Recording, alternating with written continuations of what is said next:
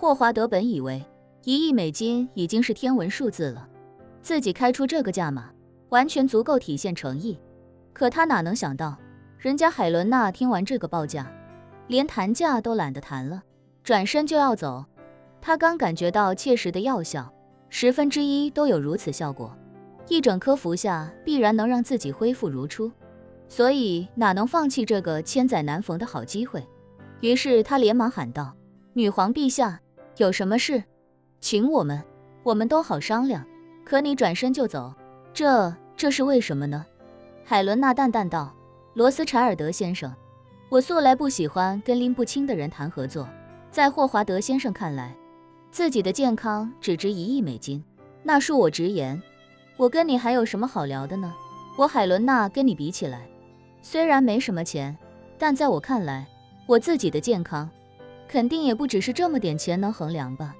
霍华德瞬间语塞，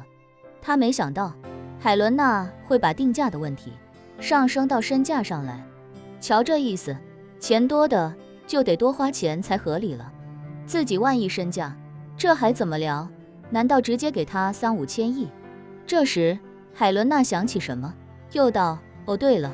今天收到一条新闻，车王的家人要拍卖他的私人汽车，用来支付车王的治疗费用。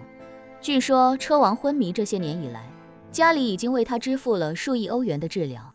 费用。我说一个不太恰当的比喻，如果换作是霍华德先生，你昏迷在床，难道你的家人只会为你支付$1亿的医疗费？或者你只希望他们为你支付$1亿？这霍华德脸上一阵火辣，一来他确实意识到自己刚才报价有点抠门了，二来他没想到海伦娜说话这么直接，这真是不给自己留半分脸面。于是他只能低声下气地说道：女皇陛下，如果你觉得价格太低，你可以直接开一个价格。海伦娜淡淡道：罗斯柴尔德先生，在我开出价格之前，我希望你能够明白，我之所以带着这颗丹药过来，就是救你于水火的。既然是救你于水火的，那就要参考你的身价在水火之中时究竟值多少钱。说着，海伦娜又道：罗斯柴尔德先生现在的情况，想必只有你自己最清楚。中风不仅影响你的行动、你的语言以及你的生活质量，更影响你在整个罗斯柴尔德家族中所扮演的角色。恢复健康，你就可以暂缓原定于今天把家主之位让给史蒂夫的决定，继续在族长的角色上发挥余热。但失去健康，你将失去一切。霍华德一听这话，就知道今天要想得到这颗丹药，就必须做好大出血的准备，想省钱那是压根没戏了。于是他只能硬着头皮说道：女皇陛下，你说的我都明白，所以就请女皇陛下直接给我一个明码标价吧。海伦娜点点头，直接冷冷开口道：$1000亿。霍华德眼珠子瞪得贼大，多少？海伦娜再次重复道：我说了，$1000亿。霍华德脱口道：这太离谱了，1000亿，$1000亿能给美国打造一个最先进的航母编队，并且维持至少其2年运转所需。海伦娜点点头，微笑道：没错，$1000亿不但能打造出最先进的航母编队，还能把人类送到火星，再把它带回来，说不定还能在月球上建一个迪士尼乐园。说到这里，海伦娜反问：可是月球上的迪士尼对你来说又有什么意义呢？$1000亿花在这些地方能买得回一切，但唯独买不回你的健康。说罢，海伦娜又道：其实如果罗斯柴尔德先生能够为家族舍弃自我，那完全可以把这笔钱省下来，让这笔钱为这个家族以后的发展发挥更大的作用。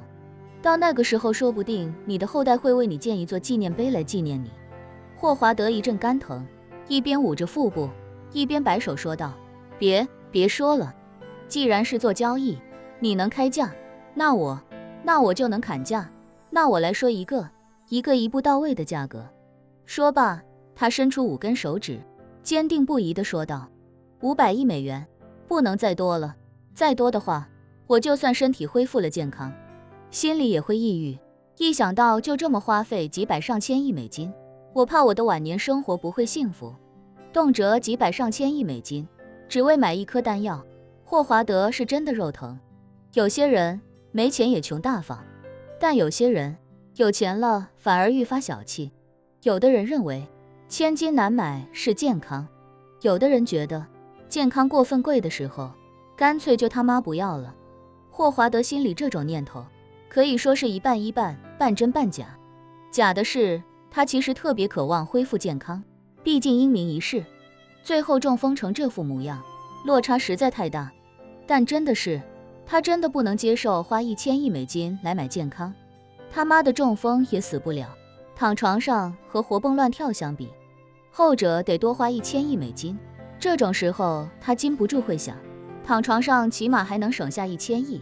海伦娜其实也并不是真的想要他这么多钱，按照叶晨的心理价位，100-200亿美金就已经很不错了。毕竟咱主要目的不是为了赚钱，而是为了拿捏一下霍华德和他的儿子史蒂夫。而且现在叶晨又加了一个新的需求，也就是查尔德家族掌握的 AI 模型，所以他今天来的心理价位其实就是100亿美金，再加上一套 AI 模型，只要能达到这个条件，就已经算是成功了。不过他也知道，叶晨只是甩手掌柜，把这些东西交给自己，但自己绝不能按照他的底线去跟霍华德沟通，一定要尽可能为叶晨多争取一些利益。于是他看着霍华德冷静地说道，罗斯柴尔德先生，我们明人不说暗话，我想要的不只是现金，还有你们罗斯柴尔德家族投资的那个 AI 模型。所以我的最终报价是这样，500亿美金的现金，再加上那套模型100%的复制品。你要让你们的团队到北欧为我搭建一套一模一样的 AI 模型，从硬件到软件不允许有任何不同，并且我要求你们给我做同步更新升级。也就是说，你们在硅谷的那一套升级到什么版本，我在北欧的那一套就要同步升级到这个版本，延迟最大不得超过1小时，并且 AI 模型里的所有知识库也要完全同步，并且你要一直为我维护这套系统，未来20年内不得以任何理由停止维护。霍华德一听这话，顿时急了，脱口道，那个 AI 模型现在已经被美利坚国防部看中了，它的商业应用前景也非常广阔，未来估值空间不低于1000亿美金，与其他产业有机结合之后，附加价值恐怕更不可估量。女皇陛下，你这简直就是痴人说梦。